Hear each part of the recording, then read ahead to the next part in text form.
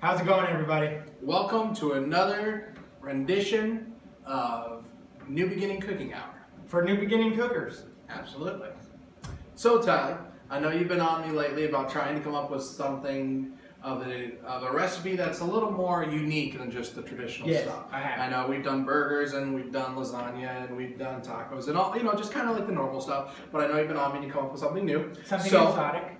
exotic. Exotic. Perfect word. So I looked through my recipe books and I went deep into the back of my cabinet and I found everything I could find.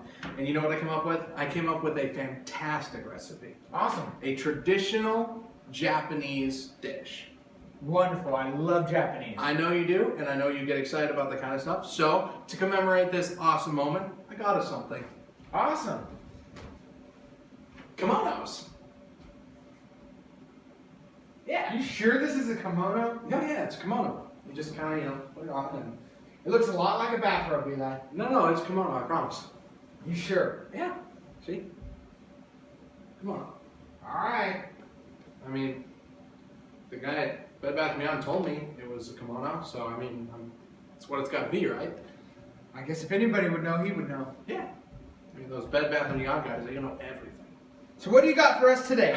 Today, now that we're wearing our kimonos, I'm ready. Let's do it. Today, we're cooking kokomotsu.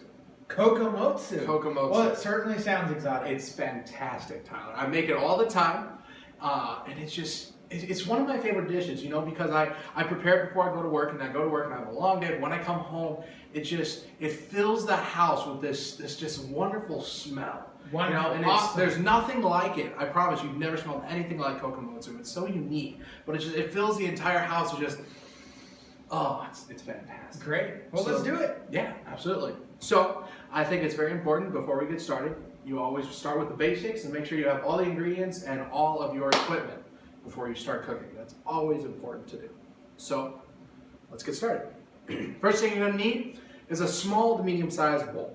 You could go with a big bowl, but you won't necessarily need it. But you don't want to go with a tiny bowl because then it's going to be useless. Small to medium. Medium-sized bowl. Absolutely. So, we're going to be using this bowl to mix, and you cannot mix without a spoon. One small spoon. One spoon. For mankind. Absolutely.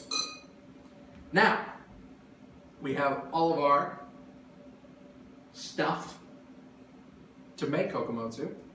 Let's get to the ingredients, shall we? First thing you're going to need with kokomotsu is goat's milk. Now, goat's milk is a lot easier to obtain in Japan than it is here. So, I didn't get goat's milk. But I got the next best thing. Good old traditional cow's milk. Ooh, I love cow's milk. If you don't have goat's milk, cow's milk will do the job. Awesome. Just fine. That's that. The other important ingredient to kokomotsu that is absolutely vital, without it, you don't have kokomotsu. Okay. What you need is some kind of a rice component, preferably a crisp rice component. Crisp rice. Mm-hmm. Absolutely. I see. So, today, I have us a nice, wonderful box of, Ooh, crisp look rice. at that. Crisp rice. Absolutely. It's fantastic. Now, would you suggest maybe possibly sucking down a crunch bar till you got to all the little rice bits and using that? Because there's a lot in there. You know what? You are right. There is a lot of crisp rice to be found in a crunch bar. However, I cannot recommend doing that, going that route, simply because, I suppose it's one thing if you're cooking for yourself, but usually if you're going to take the time to make kokomotsu, you're making it for more than just yourself. That's true. And if they found out that that's the process that you went to obtain your crisp rice, you probably would be eating by yourself. So I can see that. I cannot recommend going that route. Okay. I think it's a lot simpler and a lot easier just to simply use a box or bagged version of crisp rice. Boxed or bagged. Yep. Only. Absolutely. So, now that we have everything that we need to get started, let's get started. Let's do this. Absolutely. So you're going to take your bowl, and we're going to start with the crisp rice component. And we're going to dig in here. And the first thing you're going to do is you're going to want to take the crisp rice. You're going to add it to the bowl.